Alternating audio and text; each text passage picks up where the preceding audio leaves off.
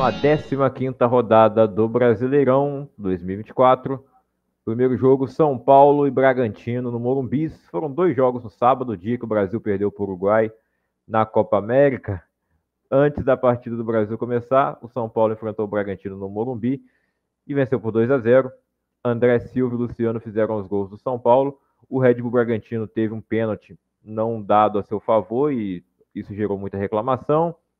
Teve um momento meio bizarro lá também que o auxiliar errou ao passar o nome do jogador que seria substituído pro quarto árbitro. E aí ele tentou botar a culpa no quarto árbitro, mas no caso quem errou foi ele mesmo. E aí o Pedro Caixinha ficou bem bolado com ele. Enfim, o São Paulo vence por 2-0, consegue mais uma vitória em casa e se mantém no pelotão de cima do campeonato. Né? Está no G4, um G4 que só tem times do Rio e de São Paulo. Né? Os dois primeiros ali, Flamengo e Botafogo. Palmeiras tem a mesma pontuação no Botafogo, o São Paulo está na 4ª posição. Já vamos ver a classificação no final do vídeo, né? Flamengo e Cuiabá também jogaram no sábado, no Maracanã. O jogo terminou empatado em 1-1. Cuiabá sai na frente aos 6 minutos de jogo com Deck Lacerda. Um lance ali que a defesa do Flamengo vacilou. A bola desvia no Davi Luiz e tira a chance do goleiro Rossi. E no segundo tempo, no belíssimo cruzamento de Ayrton Lucas, Pedro, o artilheiro do campeonato, agora de forma isolada, 7 gols marcados no Brasileirão, também é o líder de assistências. E pós-eliminação aumentou mais ainda os pedidos, né, que ele tivesse na seleção brasileira, ele não foi convocado. Enfim, o Flamengo ia estar mais focado ainda se ele tivesse ido, né?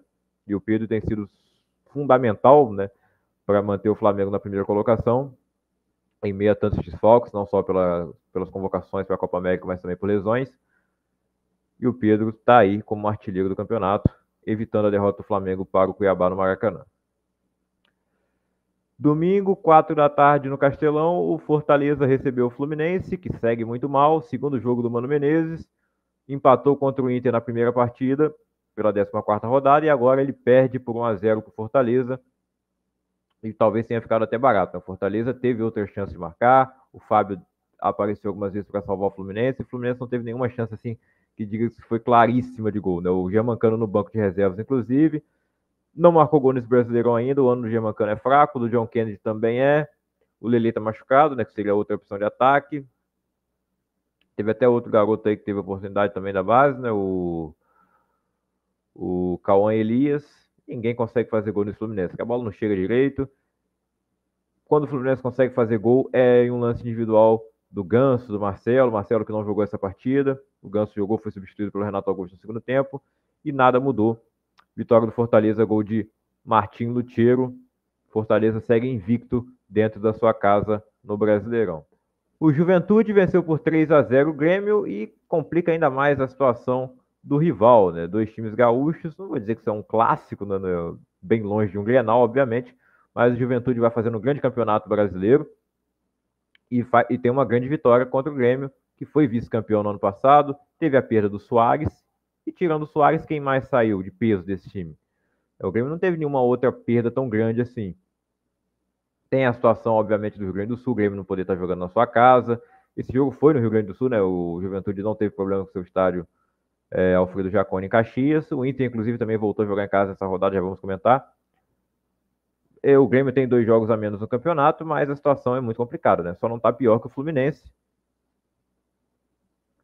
Inclusive, uma das vitórias que o Grêmio teve foi justamente contra o Fluminense, né? O jogo que fez o Mário Bittencourt contratar o Mano Menezes, senão ele ia deixar o Marcão ainda. Mais um 3-0 nos jogos às 4 da tarde de domingo. Cruzeiro 3, Corinthians 0. Corinthians que segue tão mal quanto o Fluminense e quanto o Grêmio, né? Os 3 últimos colocados do campeonato. 3 times que já foram campeões brasileiros mais de uma vez.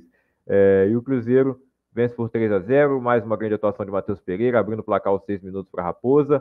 O Barreal faz o segundo gol no final do primeiro tempo. E o Gabriel Veron, no começo do segundo tempo, faz 3-0 para o Cruzeiro, a lei do ex-rival, Gabriel Veron, ex-jogador do Palmeiras.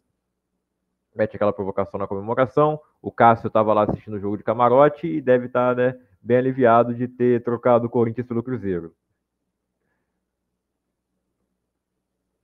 E deve estrear na próxima rodada o Cássio. Internacional voltando a jogar no Beira-Rio depois de 70 dias, com toda a tragédia lá. O estádio tinha ficado impossibilitado, obviamente, de receber jogos. O Inter mandou alguns jogos em Santa Catarina, outros em São Paulo. Volta ao Beira-Rio, mas o resultado não é bom. Perde de 2-1 para o Vasco, consegue uma grande vitória fora de casa. Adson abre o placar para o Cruz Maltino aos 21 minutos do segundo tempo, aproveitando um escorregão do Robert Renan. O Robert Renan que precisa entrar no lugar do René, o René que tem um choque de cabeça no primeiro tempo muito feio com o Robert Rojas, do Vasco.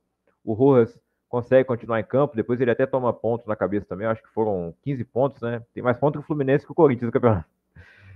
E o René, esse levou a pior no lance, teve que ir para o hospital, passou a noite por lá, sinceramente eu não sei ainda como é que ele está agora, mas tá bem, né? O importante é que ele tá vivo, não sabemos quando ele vai poder voltar a jogar, mas foi um lance bem feio ali, o René que não tem uma cabeça muito pequena, né? Eu posso falar, minha cabeça é grande também, mas a do René supera.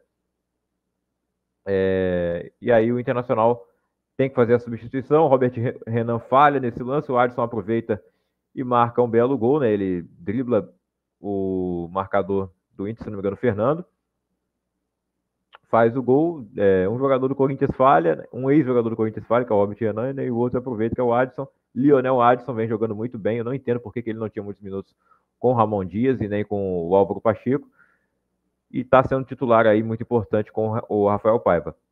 O Lincoln, que entra no lugar do Robert Rojas no segundo tempo, faz o gol de cabeça, aproveitando ali o rebote, o Verrete cabeceia, o Fabrício, o goleiro, defende, e depois o Lincoln aproveita, faz 2-0 para o Vasco. Numa falha do Léo Pelé, o Fabrício Bustos até desconta para o Internacional. No final, ainda tem a bola na trave do Robert Renan para tentar se redimir. Não consegue fazer o gol e o Vasco sai de Porto Alegre com 3 pontos. Vitória excelente. São 3 jogos de vencibilidade e 2 vitórias consecutivas. No Barradão, Vitória venceu por 2-1 o Criciúma. Aos 31 minutos, Alejandro abriu o placar para o Leão da... Ele fala da Ilha, né? O Leão da Ilha é o Sport.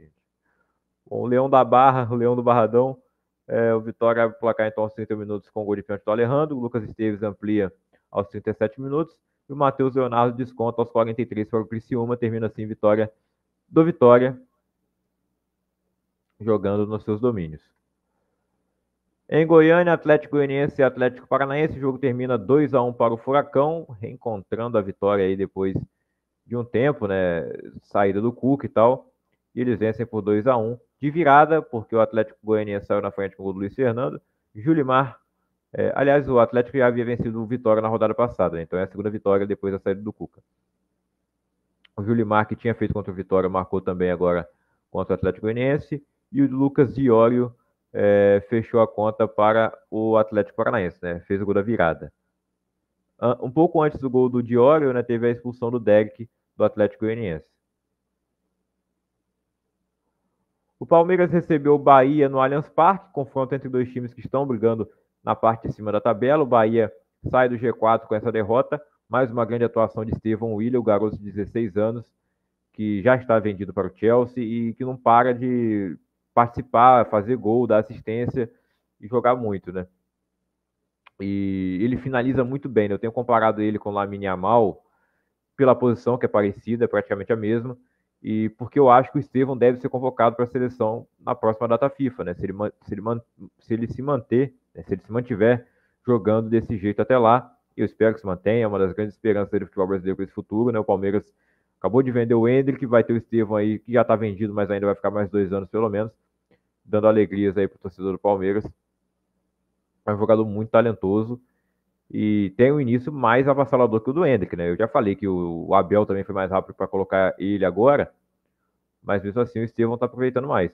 E ele dá assistência pro gol do Rony, o Rony mete a máscara a lá Paulo Nunes depois, né? A máscara de porco, e o Palmeiras vence por 2-0 o Bahia dentro de casa. O Bahia consegue jogar até bem, né? O Jean Lucas perde um gol inacreditável quando ele estava 0-0.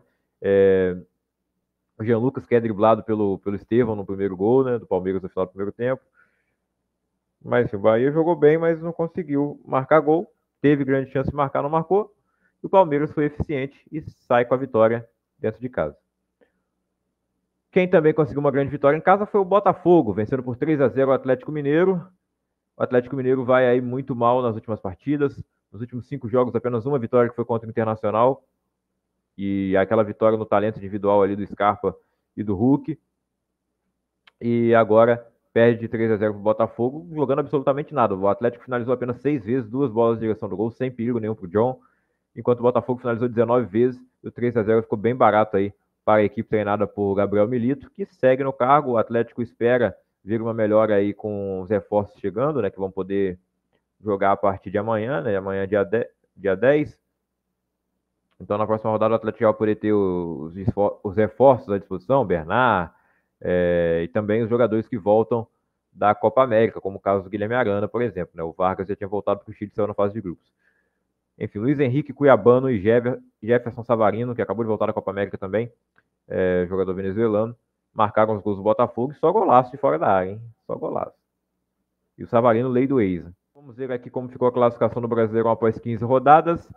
Flamengo lidera com 31 pontos, Botafogo e Palmeiras têm 30, São Paulo e Bahia 27, o Atlético Paranaense é o sexto colocado com 25, o Cruzeiro e o Fortaleza têm 23, o Bragantino é o nono colocado com 22, Internacional e Juventude tem 19, o Atlético Mineiro tem 18 na 12ª posição, o Vasco é o 13º colocado com 17 pontos, o Criciúma tem 16 pontos na 14ª posição, o Vitória tem 15 e o Cuiabá tem 14, primeiro time fora da zona. Dentro da zona, com 2 pontos a menos que o Cuiabá, temos o Corinthians com 12 pontos, o Grêmio com 11, o Atlético Goianiense com 11 e o Fluminense na lanterna com 7 pontos, apenas uma vitória. São 4 empates e 10 derrotas aí para o Fluminense. E jogou as 15 partidas, né? Não tem nenhum jogo atrasado. Pedro é o artilheiro do campeonato com 7 gols. Empatados com 6 tem o Lutiero do Fortaleza, o Luciano do São Paulo e o Verrete do Vasco. Com 5 gols temos Estevão do Palmeiras, Everaldo do Bahia, Elinho do Bragantino, Luiz Fernando do Atlético Goianiense, Matheus Pereira do Cruzeiro, Paulinho do Galo e o William do Vitória. Nas assistências, Pedro tem 5, Everton Ribeiro 4, Scarpa 4, Jean Lucas 4, Luiz Araújo, Pochettino e o William com 4 também.